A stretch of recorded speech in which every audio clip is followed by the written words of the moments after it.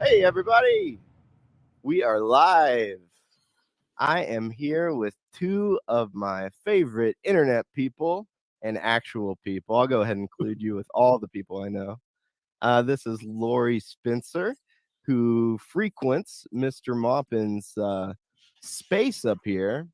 And we just decided to get together and have a talk about the topic that you saw in the title. We're wondering, can the populist left and the populist right work together? So to start things off, Lori, I just thought it would be interesting to hear how you got to know our crazy side of the fence. Do you guys hear a banging sound? You hear that? That's my cat. Oh, okay. Hold on a second. Hello, kitty.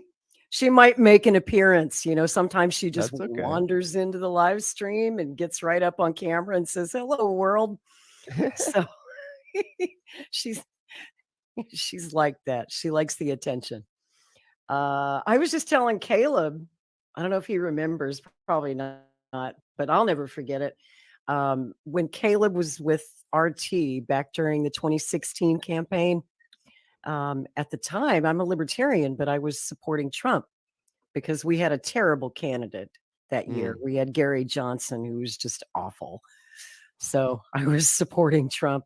And Caleb was one of the few in media who was actually, giving Trump fair coverage. And I appreciated that. So I went to Caleb's Twitter and I would send him a nice tweet when he did a good report. And he would always take a moment to reply and say something nice back. And I thought, wow, here's somebody on the left who doesn't hate me. you know and so it's sort of like Maya Angelou. I think Maya Angelou said it when she said that people forget what you said, but they never forget how you made them feel. And I remembered that Caleb was kind. So Amen. I I love watching Caleb's reports on RT. I enjoy his live streams because I'm a history nerd, and he's always talking about really interesting history, a lot of hidden history, things I didn't know. So I've learned a lot from watching Caleb. And I always wanted to talk to him. And this is a great chance to do that. I'm excited to be here. I didn't know this was the first time you guys had talked. Well, Face to face. Yeah. I'll mediate, I guess. The first time I ever heard that quote, Lori, I was in grad school and I just wanted to quit immediately. It was such a lonely experience. And I had a professor I was just not getting along with. And my mom actually quoted that to me, that Maya Angelou quote. She said, honey, she was always kill them with kindness. People will forget what you said, but it'll never forget how you made them feel. And I remember that teaching all the time because it's so easy to make a little quip and kindness goes a long way. That's what I like about you. I'm going to say some nice things about you now. Okay. Well, I'll take them. I mean, you have such a positive energy, Tyler. Every time I've interacted with you, you're always so upbeat and positive and inclusive to everyone. And I really appreciate that about you. You get it. You get it, young man. Thank you, guys. I appreciate that. It made me tear up a little bit. I don't know. I just feel when you're first learning this stuff, you know what I mean? Like you learn all these words, you learn libertarian, you learn communism, and then I don't know if you can relate to this, Caleb. It seemed like you exactly knew where you were, but then you start to dig in and you feel like you know more and more and more. And now there's libertarian Marxism. Now there's Marxist-Leninist Maoism. Now there's, anarcho-communalism. And it just became a joke.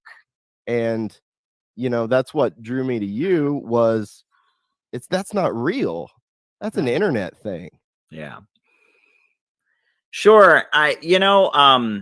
When it comes to, and absolutely, Lori, it's really good to talk to you and wow, I'm really glad that we're finally talking face to face. I always appreciate having you in the chats and I'm glad that things worked out. I'm glad you caught me on a good day. You liked my Trump coverage, because, yeah, that 2016 election was wild.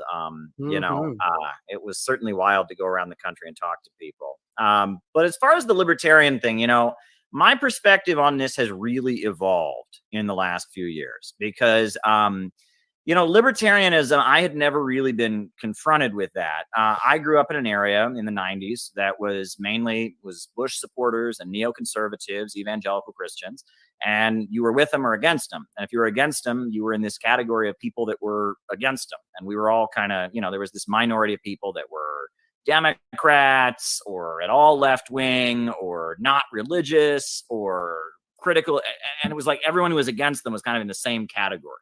And I remember that's how the Bush years were, right? And you go to anti-war rallies, libertarians would be there, all kinds of people would be there, but it was mainly a left-wing show, but it was, that anyone who didn't go along with Bush was in the same category. But then I remember I was in college just as Bush was leaving office and Obama was coming in. And there were all these people at my college who were your typical neoconservative Republicans. They supported the wars, they supported torture, they supported everything. And just, the financial crisis happened, and then Obama got elected in a landslide. And then all of a sudden they were all libertarians, right? And I remember that. And it was like, and these people who had never questioned Bush's wars, had never questioned anything, they were all just libertarians all of a sudden. And they were saying the wars are wrong. And I was like, great. And they were saying, that the country is not really democratic. It's governed by this group of wealthy people that have all the power. And I was like, great. And then say, and that's because we're communist and we need to go back to real capitalism. And I'd be like, no. So I just got into this mode where I like loathed libertarians. But it was almost projected anger. I wasn't really angry at them. I was angry at the communists because the communists had no interest in talking to these people.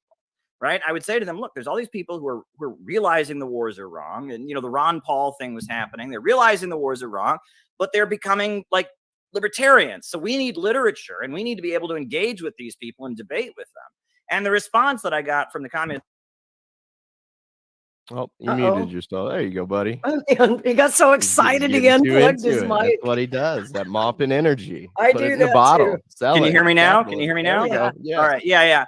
And their attitude was just build the movement, just support Obama, basically, maybe not And officially, but just join the mainstream left, do the left wing thing. And these people, they'll come around someday. And I was like, no, these people are waking up and they're waking up wrong, from my perspective, at least.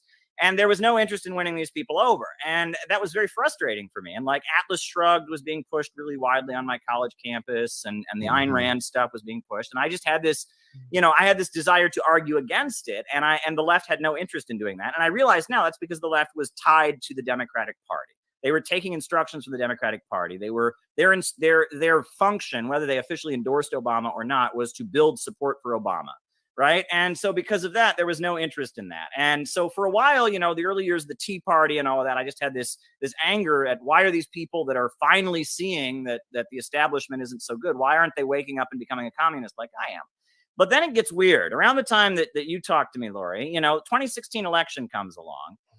Right. And I'm very frustrated because Donald Trump is talking against the big banks and corporations, and the left is just doing this woke thing of white privilege and transgender and all of that. That's what the left is doing. And so that's where the left is going. And all of a sudden I get accused of being a libertarian. And I'm just like, how am I a libertarian? Like I believe in state control of the means of production. I believe in a government-run economy, but all of a sudden that's the common argument. And as I started doing my live streams and all that, people start telling me I'm a libertarian. I'm like, I'm not a libertarian. And they say, well, he's always talking about economics and economic data. That's libertarian. And he's always talking about conspiracy theories. The government's controlled by people. That's libertarian. And it's like, it's libertarian to know facts. It's libertarian, and then I get more critical of environmentalism. I see that environmentalism is being used to hurt countries like China and all of that. And it's like, I'm just staying true to what communists around the world believe. And people point to that and say, well, that's libertarian. That's libertarian. And it's bizarre because, and then it gets even more interesting. I now find out that in libertarian circles, a lot of libertarians really like China. And a lot of libertarians really like Russia. And I'm like, well, wait a second. I thought that so I'm in this place where it's like February 19th, I'm going to this big rally in Washington, D.C., sponsored by the Libertarian Party. And, hey, if you want to talk to me about economics and you want to stop these wars and you want to, stop the degrowth agenda to hold back economic growth, and you do it in the name of libertarianism, I'll work with you to do it. So I've really kind of evolved, and who knows where things will be in the next 10 years, right?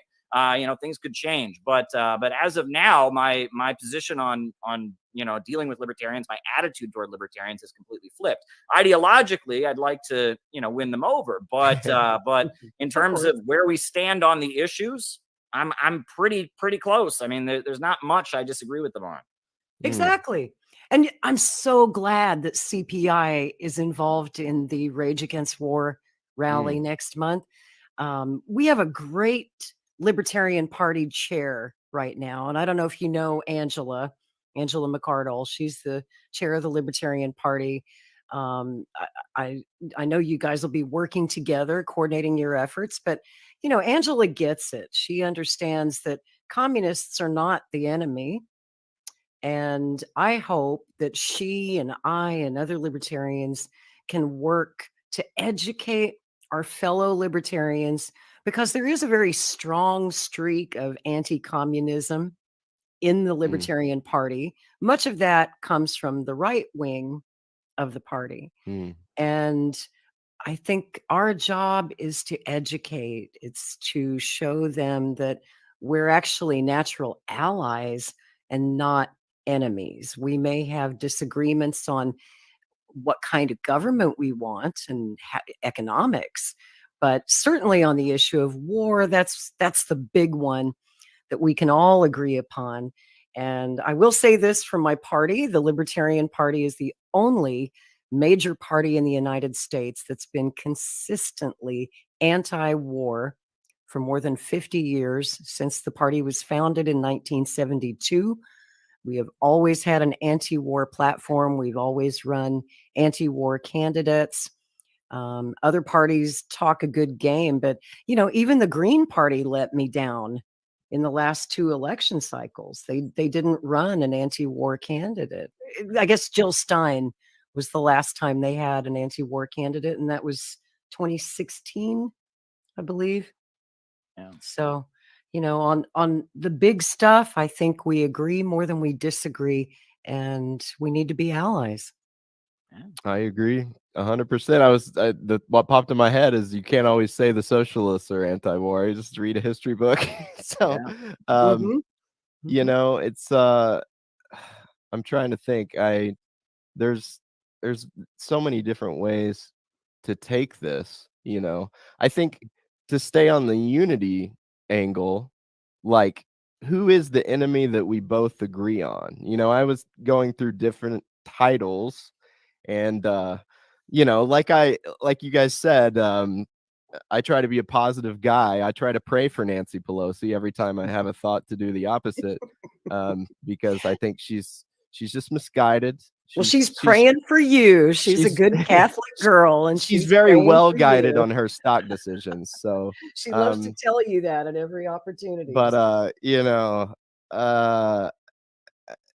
don't know. I hear people say, I guess what gets me, and Garland Nixon talks about this sometimes, that the dichotomy, like the left and right term, is now sort of, I don't know. In America, it seems almost completely useless to talk to most Americans about left and right. And it seems a way to get through to common Americans is to say it's not left and right, it's up and down. Garland would say that the traditional left-right label was about up and down. The left was about those at the bottom, and right was about upholding monarchy in the revolution. So I'd imagine you'd have all kinds of thoughts about that, Caleb. Well, sure. I mean, I think about now, like, I'm 35 years old. If I were 10 years younger, I feel like I would never have considered becoming a communist, because when I got interested in communism, there was no left in America. I mean, it was the 90s, and all the communist groups were, kind of falling apart, and the Soviet Union had fallen and all of that. And I got interested in communism purely because I started doing my own reading, etc. But nowadays, there is this very, very widespread, big woke entity that is really something that I don't particularly care for, and that a lot of young people don't particularly care for. The cancel culture, folks that, I mean, their message is everyone needs to be poorer to save the environment. Their message is that, people in America have it too good. And their message is that we need to be rallying to support Ukraine and sending more weapons to the Ukrainian Nazis. And their message is that we need the government to come in and censor social media and shut down alternative viewpoints. And if I thought that was what a communist was when I was a kid, I would never have been interested in it. But when I was younger, it was a different time. And so, I understand why things are so confusing. And, I even spent a long time in American communist groups and was very confused. And it wasn't until I went to global communist gatherings and I met, the real communists in China and Vietnam and Angola and countries like that, where they are struggling to organize the economy and lift people up out of poverty. that's where I came across the communism that really I was like, these are my people. This is where I belong. When I was a teenager, I got my hands on the writings of Anna Louise Strong. You ever heard of Anna Louise Strong? She was an American journalist, and she went to the Soviet Union during the 1930s when the USA was having a Great Depression. And in the Soviet Union, she wrote these glowing articles, and she talked about how America is associated with what she called motor-mindedness. We're like a go-get-em country. We go out and do things. And she said that in the United States in the 1930s during the Depression, it seemed like the American dream, Americanism was over. People were starving in the streets. But the Soviet Union was where that American motor-mindedness was. Stalin was organizing the population to go out and build railroads, build power plants. We're going to raise our country up. And she said that the Soviet Union seemed like the most American place. And I remember reading that when I was a teenager and being like exhilarated, like, wow, this is really exciting to me. And I'm thinking, I'd like CPI to publish more material directed at libertarians. I'm thinking we need a pamphlet, and I've started working on it called Do You Believe in Growth? Because I think a lot of libertarians believe in economic growth. They want to start their own business. They want to go out. They want to have a new invention, a new idea. And that's why they're libertarians. And it makes sense they would be libertarians for that reason. And it also makes sense that the so-called left wouldn't be where they belong because now the left doesn't believe in growth. However, if you read, Frederick Engels, Socialism, Utopian and Scientific, if you read Marx's whole critique of capitalism is that it holds back economic growth, that it creates a situation where the more wealth that gets created, the poorer people get, where abundance leads to poverty. People are homeless because there are too many houses. People are hungry because there's too much food, where you have a problem of overproduction. And the more technology advances, the fewer people get hired. And that it has this cyclical problem, the boom bust cycle.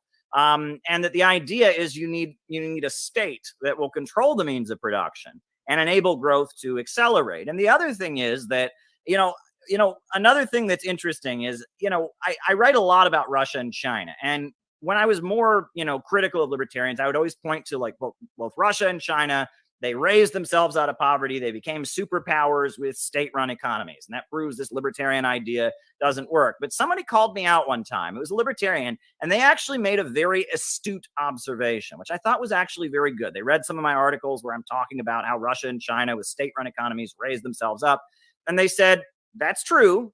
They agreed with me that it's true that in Russia and China, the government is way more involved in the economy than over here. There's state-run banks and state-run industries.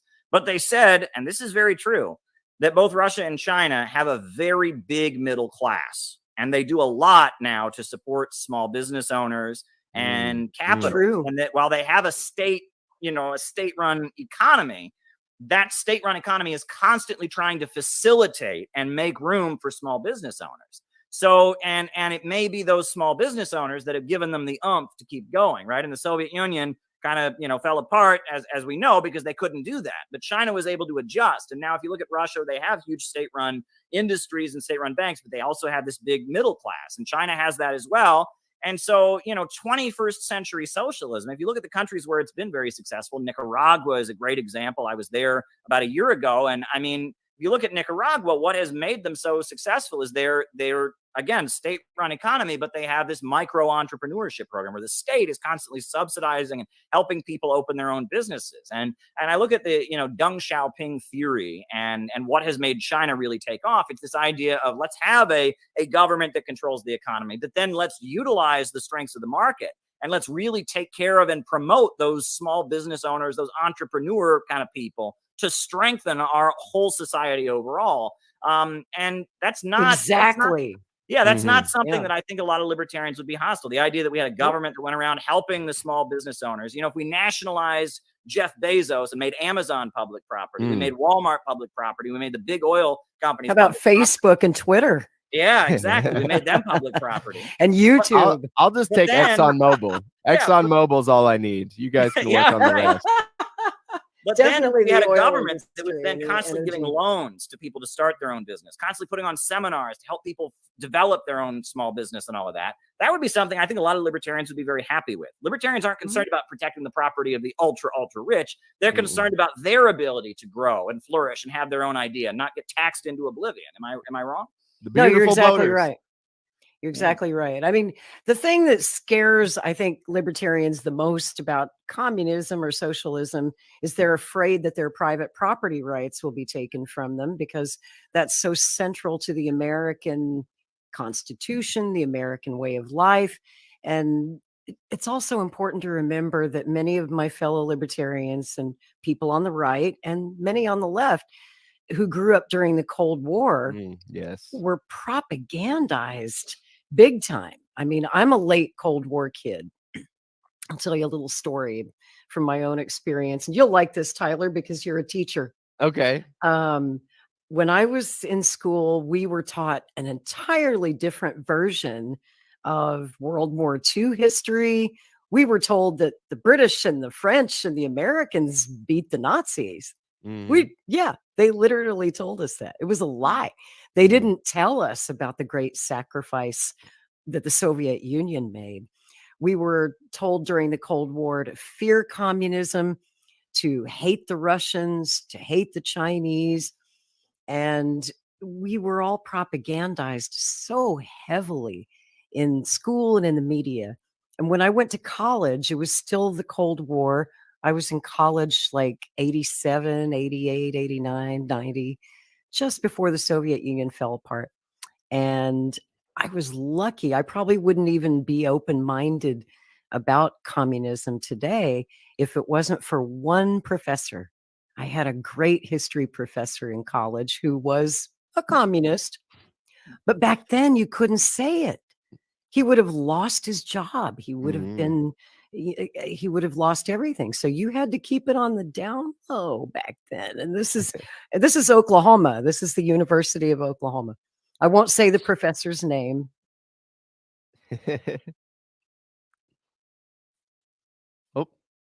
Are you still there, Lori? Did we lose you?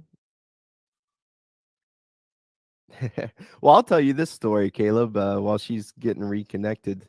Where I went to school. Completely the opposite. Oh, she's back. You're back. You cut out for us on a second, Lori. We missed the last thing you said was you had the teacher that was a communist at the University of Oklahoma, but he couldn't say. Right. And in the class where he was teaching us about the Bolshevik Revolution of 1917, he could see the confusion on my face. I'm like, and so after class, he asked me to stay. And he's like, is there anything I wasn't clear about?